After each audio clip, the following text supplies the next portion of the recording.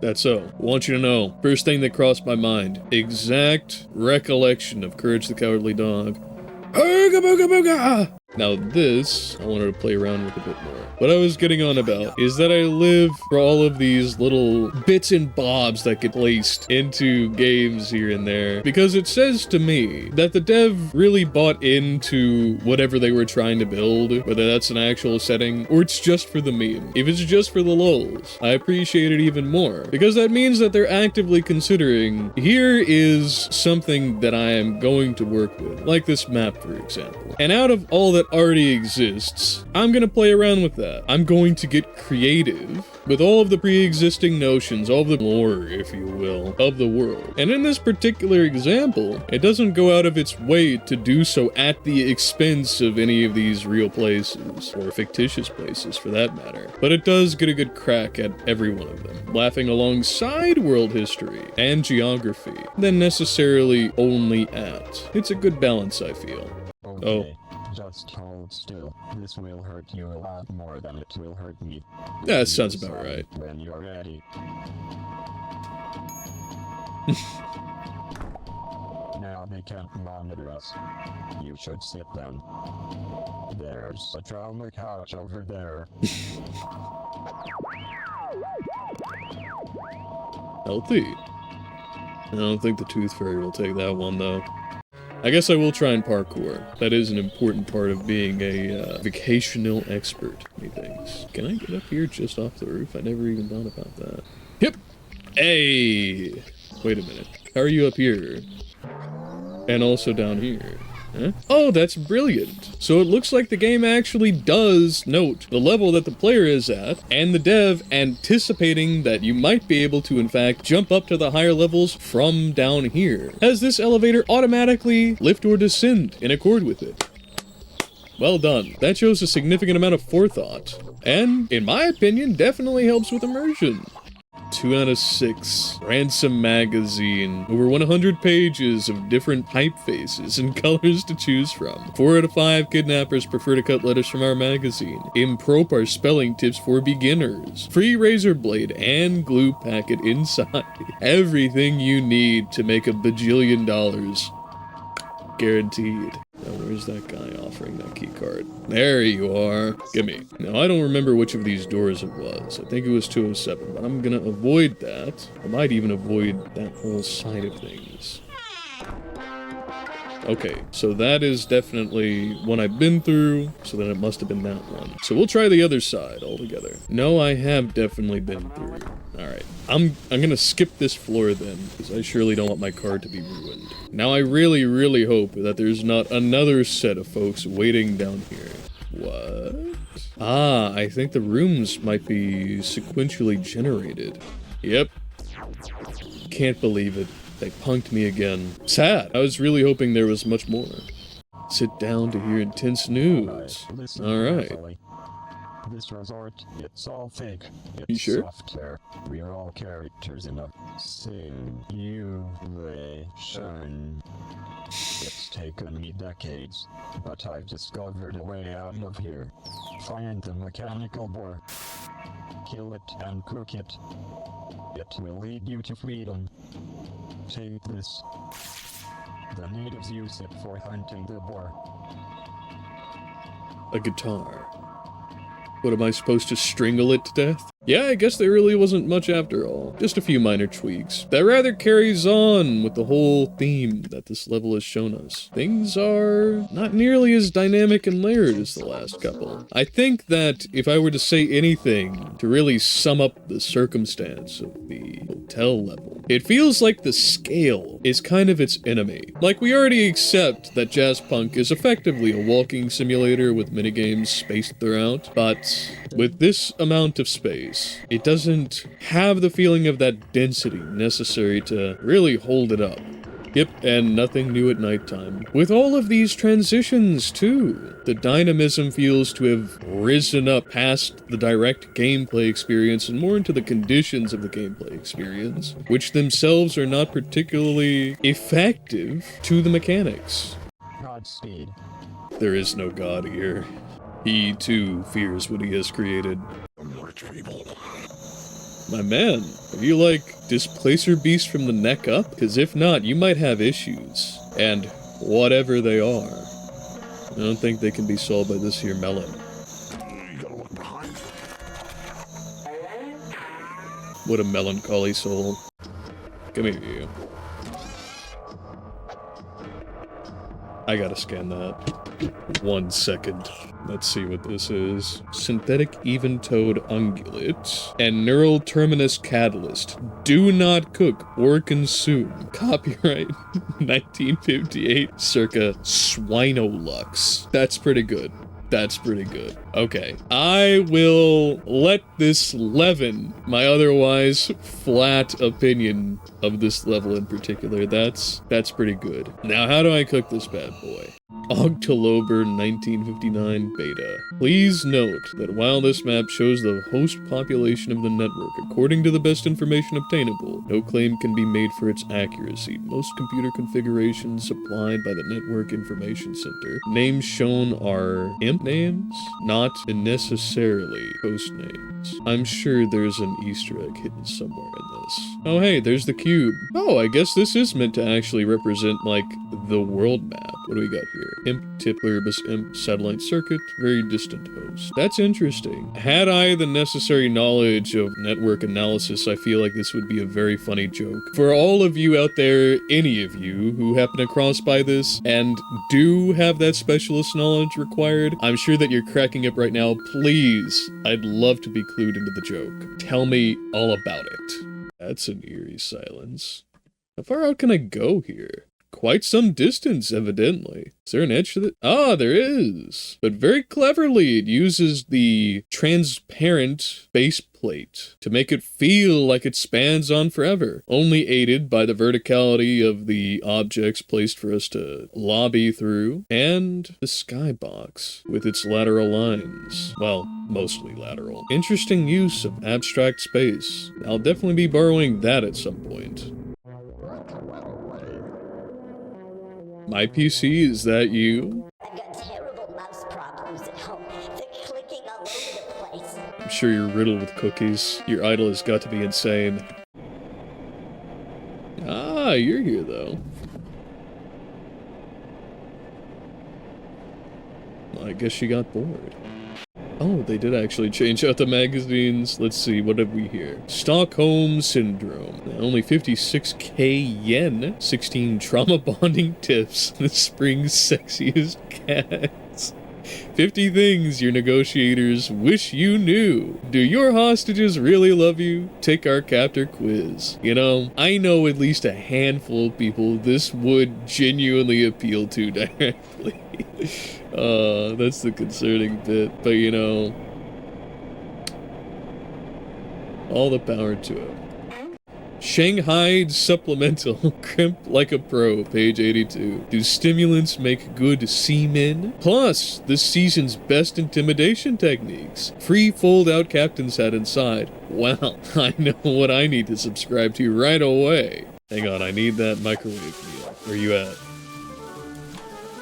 In you go!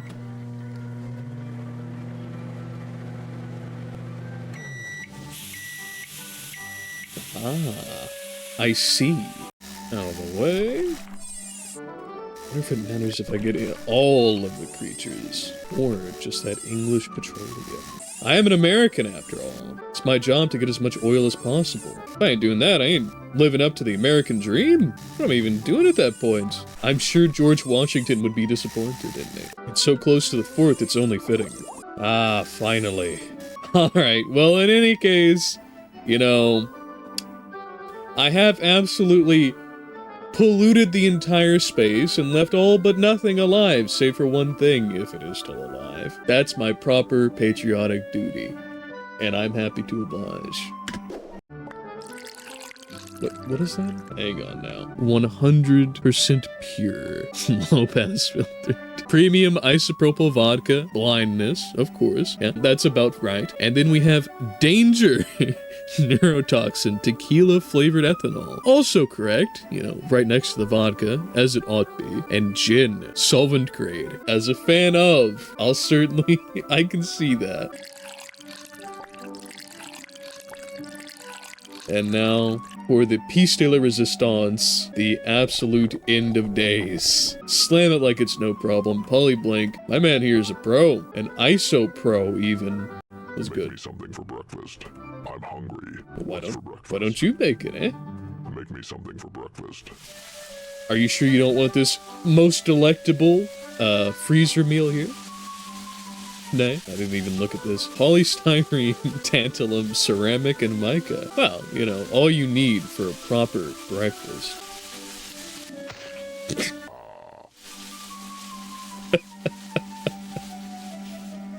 Satisfied?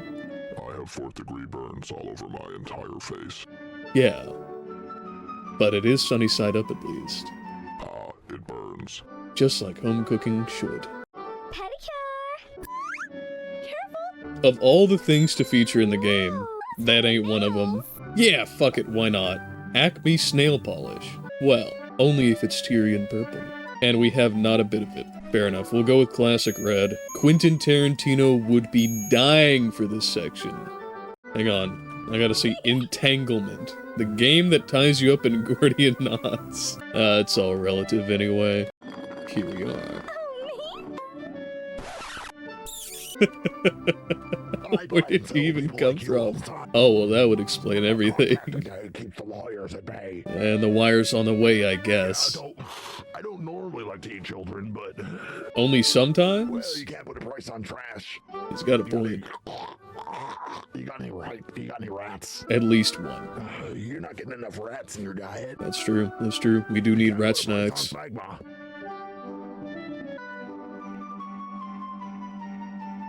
Of all the things that I needed to hear today, that was not one of them. Oh my fucking god. They really went there. Holy shit. No. Yeah, at least they knew. At least they fucking know. What's the word? And apparently starts with an S and ends with an A. Gravy King? Known as sports gravy. Sports gravy. Tongue dynamics. Instant gravy granules. Gravy King brown flavor. Extra lumpy. Makes 4,000 cubic feet. Holy shit. Must have had its place in the military. Ah, you know, now that I think about it, it makes sense why the mermaid's tank was perfectly stand-uponable earlier. They're swimming in gravy. Perfect. Fits with the tails. Very mythic. Gravy Race 64. Holy shit. Bottoms up! I actually did kind of slap at these, I say as I get pummeled. Come on! Take them corners tight! Yeah! Drift King, drift! And I love that this is used as a perfect excuse to just stick a few minigames in that had absolutely no other place. You're not supposed to be able to win this. Well, tough titties. I jibbled my way through it no problem. Ostracizer Cyclotron. Solid state. Ice Crush, Nothing, Mingle, Pummel, Karate Chop, Stern Conversation, Witness Protection, Genocide, Liquefy! Holy shit! Oh, you know what we gotta go with. Again. So thirsty. That is going to be appealing to at least someone out there.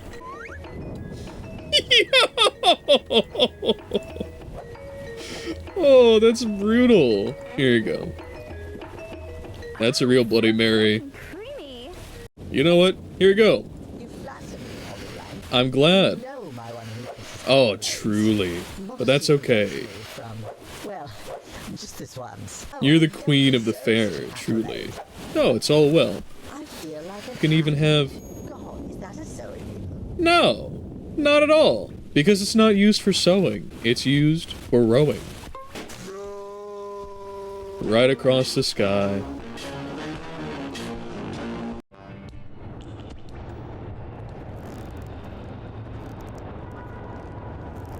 Where's the Snake Eater song? Crocification or Free the Director? I'd say crocification. Surreal, Sam. But a croc's gotta do what a croc's gotta do. I mean, you might as well crawl in my mouth now, because it's only gonna end one way. Yeah, why not? Prosthetics Wrangler. Hang on, what was the other? I gotta read these all. I genuinely thought they would just be like end credits. Splenda Barbiturate. Tarantula waxing by Jetson Larpicon. Okay. Stunts by unpaid interns. Like It Should Be. Motion capture by Octopuses Anonymous. Endoscopy by the player. True. Vampire basketball coach. Samuel Horsebrush. What the fuck? Telda Dildonics by Sandra Bollick. I mean, if ever you needed a sponsor, I suppose that's one of them. Jazzpunk was filmed in front of a live studio Cobra. Good to know. They snaked the thing before they presented it. Powered by the Indifference engine or whatever. Copyright 1959B. Necrophone Games Corp. All rights preserved. I'm glad something is keeping them shelf stable. In Chapter 5, Golyadkin, still beside himself after having been thrown out of the party, enters the chasm of self-doubt, having lain on the courtyard of just that festivity for some time, and dashing off towards his home. He rolls, tumbles, foils through the driving snow, the pelting rain, the intractable freezing cold of a Russian St. Petersburg winter. Sticks, pauses, trifles, and along the bank of the Fontonka River, halts. There he waits, listens, smells, breathes, and finally, the horror, the absolute impropriety of his actions at that party crash and rain down on him just as the real, true material weather all about. Ah yeah, the marriage cake game. Marriage quick game. I just got the joke. Incredible. Well done. He lost one galosh off of his boot, but the numbness of it all washes over him. Perhaps indeed it will be okay. Perhaps there won't be too many repercussions. Perhaps his self, in the eyes of everyone, will be preserved. No losses taken. And then inhale, exhale. Calm, anxious soothe, washing over. He hears it, then sees it, and finally it brushes past him. Another inscrutable and yet familiar man wrapped head to toe just as himself, jerking and trammeling by, almost as if the embodiment of fugue, and from this greater terror returns to make its nest again. And another wave of manic soothe. He holds and leans against a lamppost, then darts off again, faster and more thoroughly towards home.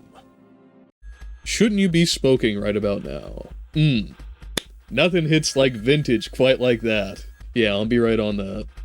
And then near another lamppost, he sees awaiting him the same figure, casting a diffident gaze upon him, so withering, as though the subject thereof was less worthy than the ground upon which he stood. Golyadkin trades a few words at him, stammering, and the rebuking motion of the figure carries him off once again. Golyadkin, in his paranoia, distrust, fear at the very core of himself, collapses, rear on a pavement stone, freezing, winter continuing to encrust him. And then all at once flees again, finally back to his flat, only for a poor miserable dog to take up alongside him, his other galosh to fly off behind, and then to see the figure running ahead of him, apparently in the same direction, barely at paces distance away, just as some dire thought from his past revisits him.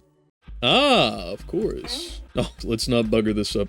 Oh, no. Let's actually draw within the lines. Oh, this is like MS Paint. This is no bueno. Where's the bucket tool when you most need it? What is this? Fucking watercolor? Bleeding all over the place. Yeah, it's good enough.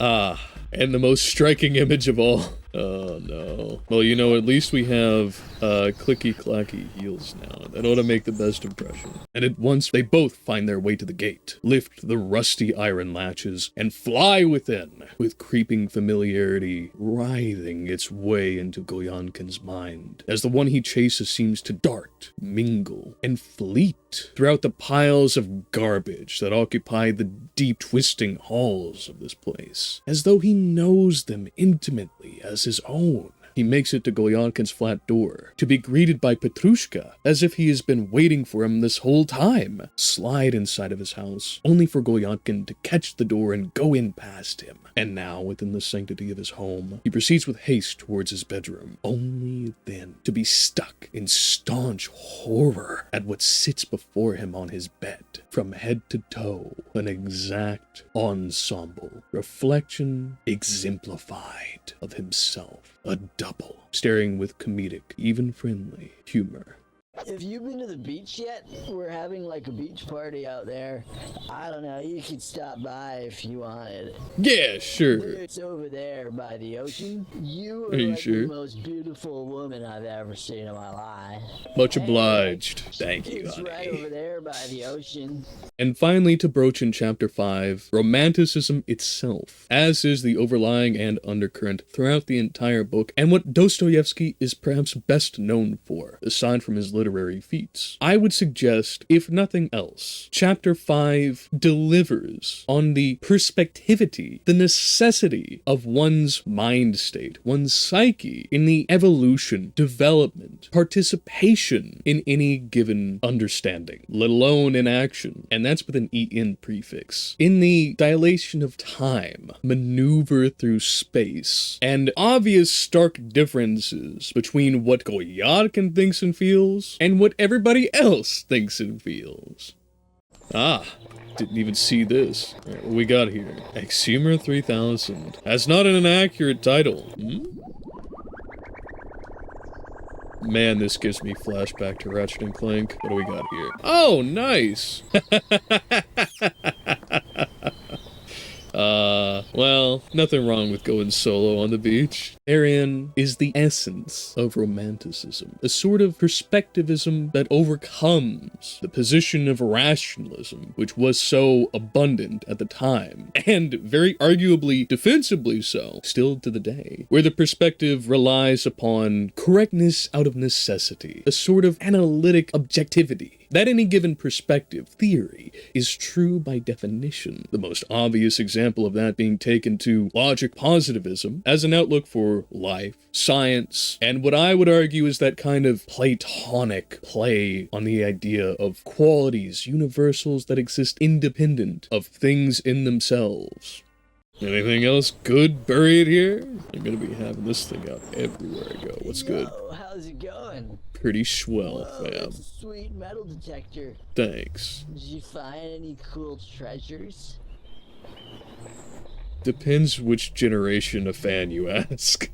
Yeah. And from all of that, what I think is most valuable in the perspective of romanticism, though I am not myself a romantic philosophically, is indeed that perspective necessity, that synthetic outlook, though of course I set aside all of the idealist notions that tend to come bundled with this, Platonisms of their own, in their own right, and that primacy of pathos, feeling above reason. Rather, I see them as compatible and even integrated into one another. But nonetheless, in praising romanticism for this quality, in grasping firmly that theory, outlook, logic itself depends and supervenes upon the self. The situatedness, contextuality, being in space and timedness of any one agent. Whoa, where'd you get that crazy hand from? Don't ask such questions that you don't want the answer to. In literary terms, or even more broadly, what we can draw from 5 is exactly the synthesis of all these. Many would, and I would argue, perhaps should, not share the same dispositions, persona, and I would argue, pathologies of Golyadkin. But even so, whether you are building a character, philosophy, or some broader pursuit, apprehending the principle of positionality and how that affects everything from morals to lifestyle to your place in society or organizations writ large, and even the faculties of sense and locomotion themselves. If you get this, then building any one of the aforesaid simply becomes a matter of getting the whole and the parts, and how one becomes the other. Oh. There was a snake in my boot, a slither in the chute, perhaps even a scale that made me wail. The sum literally equaling its parts, and in that there is a formula for realizing any one of those creations. By that virtue, a reason, algebra if you want, and a method to accomplish whatever you wish to reduce thereabouts. Games, books, films, or full-bore theories, all shaped by perspective. Oh, I completely missed this last time. We'll come to an accord, I assure you. Engineer this. You sprung an oil leak, buddy. Through yonder window they break. What about this for some backseat driving? You win. Perfect. Oh, well that was a driven experience. In Chapter 6, Golyadkin wakes up in his bed, flung from his dreamless sleep into the almost dream world of his recollections about last night, his trek to and fro, his encounter with the double, and even before his embarrassment at the party. But, steeling himself, soothing as before, but more successfully, he lays in bed, awaits Petrushka's regular morning routine, and after a little bit of impatience, carries on per normal, though he senses that Petrushka is a touch more uneasy and unhappy than usual. But he reassures himself, all is well. Golyadkin thinks, perhaps, if he simply waits it out, he is ill after all, so terribly ill, avoiding the office for a while, that any of his improprieties may be overlooked. So he sits, smokes his pipe for a good long while, and then like a twig snapping, hops up, prepares for work, and speeds off to the office. Alright, what you got to tell me? Oh, hey, we're twins! I just love your lipstick. Where'd you get it? Agency brand only. And once there, it's as if none of yesterday happened, but it feels so real to him. He sits at his desk, tries to keep a low profile, ignoring everyone else, but still, curiosity gets the better of him. He turns to the left, then to the right. And after several minutes of seemingly nothing at all, what walks in to join as a clerk one of the recently departed, but his very double, sat right next to him at that newly vacated desk and begins working. While this is the case, Golyadkin's psyche begins consuming, cannibalizing itself. But not too long after, his double stands and walks away. In the meantime, Golyadkin turns to Anton Antonovich after swearing off bothering for any update or inquiry, and begins asking, who is he? How did he get here? How is he a clerk? All of a sudden, you look a little pale. What's the matter, Polly Blank? Polly Blank, Polly Blank, Polly Blank, Polly Blank, Polly Blank, Polly Blank, Polly Blank, Polly Blank, Polly Blank, Polly Blank, Polly Blank, Polly Blank.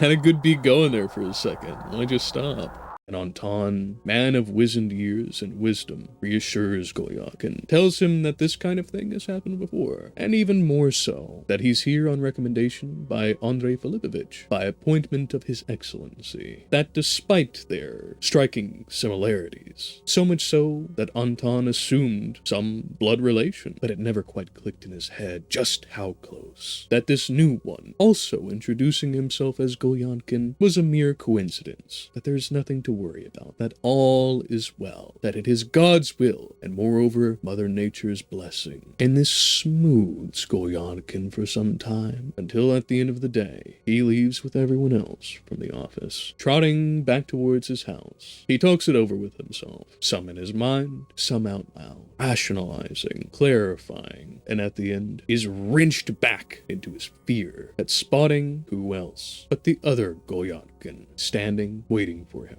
I don't even want to know what they tried to do with that. Between all of this, these observational equipments, the interrogation gear, and the sacks, it was sacrificial.